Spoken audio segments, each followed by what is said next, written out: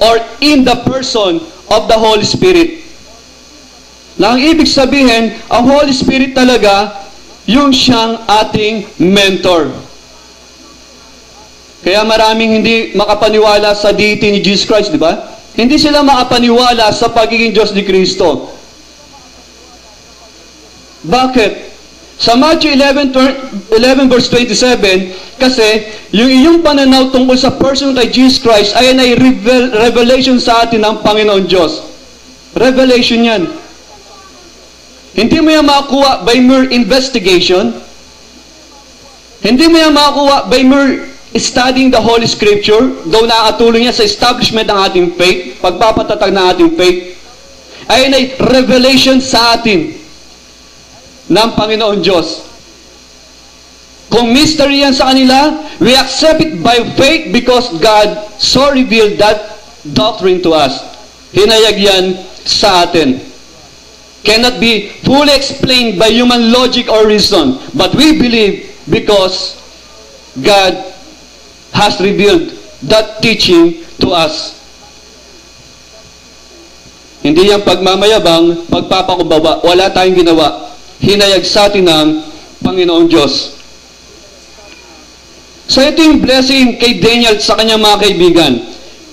Binigyan sila ng Panginoon Diyos ng understanding, insight tungkol sa knowledge. Binigyan sila ng kaalaman doon ng Panginoon Diyos, naging well-versed sila. Binigyan sa kanilang mentality, isip. At ang Diyos rin nagbibigay ng guidance sa kanila sa launching pad mula sa kanilang lobes, right and left lobes, para ito'y lumabas sa kanilang mga pananalita. God is the real revealer. Ang Diyos ang tunay na naghahayag. What the prophets and the apostles uttered, God uttered. Diyos ang nagwika, Diyos ang nagsalita. Kung ano man sinabi ng Panginoon Kristo sa kanyang ministry dito sa lupa, Diyos Ama ang nagsalita para sa Kanya. Kaya wala silang contradiction. At ganun din kay Daniel, nung kanilang panahon, kasama ng kanyang mga kaibigan. There is no theory of revelation. Repeat, there is no theory of revelation. Walang teorya yan.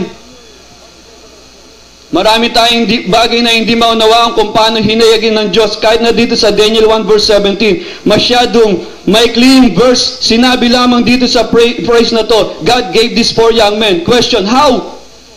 Pero hindi sinagot eh. Paano natin malalaman kung how? Ang alam lang natin, God gave them knowledge. Binigyan sila ng Diyos ng karunungan.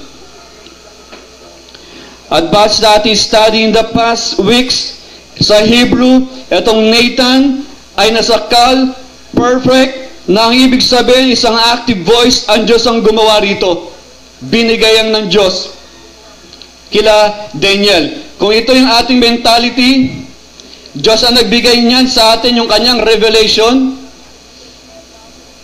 para ito naman ay masabi, Diyos ang nagbigay niyan kila Daniel, para ito naman ay ma-express nila yung pagpapahayag, perfect, active voice sa Hebrew. Nathan, dyan nagmula yung salitang Nathaniel o pangalan Nathaniel, na ibig sabihin, nagkaloob ang Diyos. Ang ibig sabihin ng Nathan dito, merong nilagay ang Diyos sa pag-iisip nila Daniel. At ayan na yung revelation. Bakit naghahayag ang Diyos? At bakit sila binigyan ng kapahayagan? Iba yung kapahayagan na ito. Hindi ito yung pinag-aaralan pa para maunawaan. Ngunit ibinigay na mismo ng Panginoon sa kanilang kakayanan para maunawaan yung mga bagay-bagay. Meron dati sa Kalamba, nung sa Kalamba o nagtuturo, may kumatok doon. Sabi niya, lalaki, gusto mo bang magpahula? Hulaan kita. Di sabi ko sa kanya, hindi mo nahulaang, hindi ako magpapahula. Hindi ito yung mga Madam Auring style. O yung ginagawa ngayon sa Channel 23, nandyan ngayon si John Ewards, yung mala-demonic possess na meron pang tatanungin sa'yo, tapos, yan, nalalaman ko na kung ano yung buhay mo. Mga mediums. So, Ito'y mula sa Panginoon Diyos, called perfect, isang complete knowledge mula kay Yahweh, patungo kila Daniel, sa kanya mga kaibigan. At binigay ito ng Diyos, ang Diyos ang naghahayag. May mga reason, at ang benefit ay para sa atin. Ano yung mga reason? To avoid confusion. Tandaan natin sila Daniel na sa Babylon, iba't ibang uri ng knowledge, science. Pwede silang maguluhan. Merong revelation ng Diyos para hindi sila maguluhan. To avoid confusion, bakit? Para magkaroon tayo ng certainty. Nag-aaya ang Diyos para magkaroon tayo ng certainty. Pinahintulutan niya makumpleto ang kanyang canon, ang Holy Scripture, para magkaroon tayo ng certainty. Eternal life. Ano sabi sa 1 John 5? Naisulat na para malaman natin na tayo merong buhay na walang hanggan. Hindi tayo confused sa ating destiny. Dahil ang knowledge, human viewpoint, kapag nag-i-increase, ang culture kapag nagde-develop, ang history habang nag-i-evolve, nagbibigay ito ng problema. Pero ang karunungan ng Diyos, nagsisettle ito ng ating mga suliranin sa buhay. Nawawalan tayo ng confusion, lumiliwanag ating isipan, nagiging certain tayo sa mga bagay-bagay sa ating buhay, maging sa ating paligid. Isa pa ang purpose ng revelation, mag-progress tayo sa pananampalataya sa Diyos. Faith cometh by hearing the Word of God. Umunlad tayo sa pananampalataya sa Kanya. Sinabi ko yan, manalig kayo. Tinuro ko yan, paniwalaan nyo. Narinig nyo yan, yakapin nyo, ipamuhay nyo. Believe in me and in my word.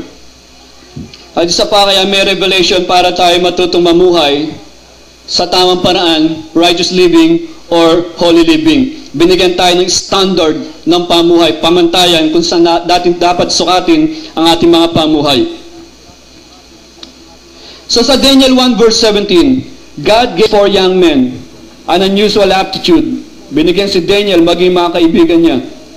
Tungkol sa literature ng Babylon, science, naging well-versed nga sila, lalong tumibay sila sa kanilang kakayahan magsalita, maging sa kanilang kaisipan.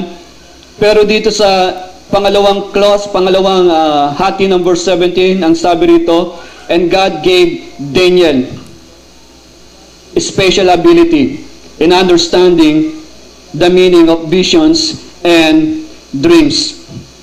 Pansinin nyo rito, yung pangalawang hati ng verse.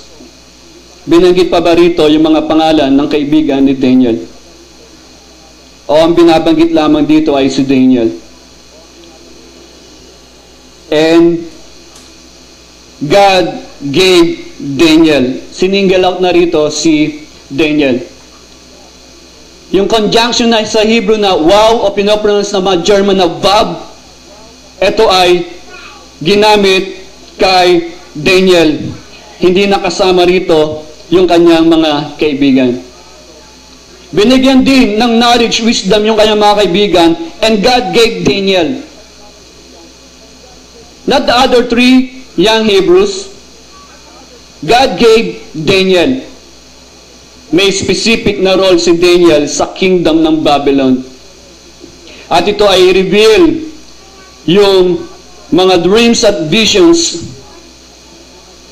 ng nagahari doon. Katulad ng panahon ni Joseph sa Egypt. Anong aral nito para sa atin? There can be no mass exact expression of spiritual gift. Sa strict sense ng usage ng salitang kaloob ng espiritu, kung ano pa mga sabihin nating talent, walang eksaktong pareho eh. May mga parehong pastor, pero may kanya-kanya pa ring linya ng gawain. Meron sa counseling, meron sa theology, meron sa eschatology, prophecy. Walang exact na pareho kayo sa expression nyo ng gift mula sa Panginoon. Hinayagsan nyo ng Panginoon.